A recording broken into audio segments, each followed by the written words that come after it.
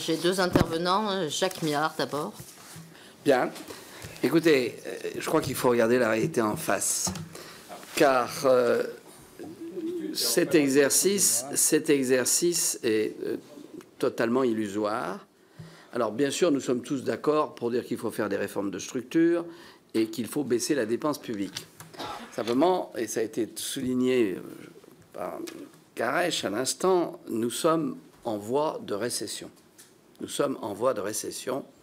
Et donc, il est manifeste qu'il faut adapter la politique à la réalité.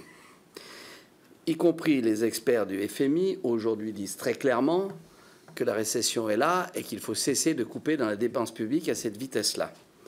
Je voudrais quand même vous rappeler que le multiplicateur de la dépense publique entraîne, et d'1,6 en France, alors qu'on pensait qu'il n'était 1,6. Non, je suis désolé, il est d'1,6. Entraîne aujourd'hui, je dirais, plus on baisse rapidement, plus le PIB va baisser. Et donc, quand vous coupez de 100 dans la dépense, vous faites baisser le PIB d'1,6. C'est pas moi qui le dis, ce sont les experts du FMI. Bon.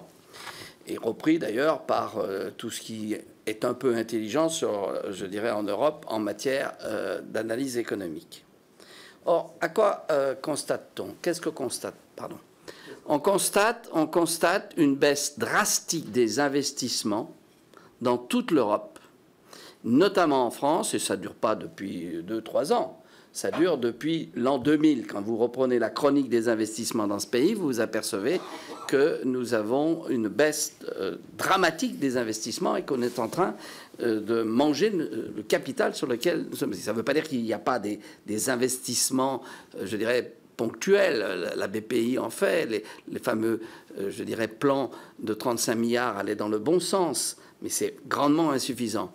Et je voudrais vous dire que ce n'est pas le plan Juncker, je l'ai déjà dit l'autre jour à Michel Sapin, Madame la Présidente, vous le savez, qui va résoudre la question.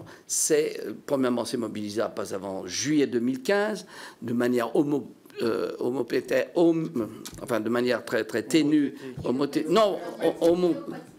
homopathique d'ici 2015, et que ça représente à peine un point du PIB de l'ensemble des États de l'Union européenne. Donc on est dans une impasse totale avec une politique qui est, je dirais, totalement illusoire pour en sortir. Et je le dis, la droite serait au pouvoir, elle serait dans la même contrainte. Parce qu'il y a un moment, il faut cesser de faire de la démagogie à la petite semaine et regarder les réalités en face. Donc on voit très bien que c'est complètement illusoire.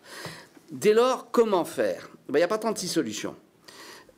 C'est la monétisation de la dette pour l'investissement immédiatement. Qu'est-ce que ça veut dire? C'est des avances du système des banques centrales et de la Banque centrale française à l'économie française comme aux autres pour créer de la monnaie pour l'investissement. Alors vous allez me dire, mais c'est l'inflation. Non, ce n'est pas l'inflation.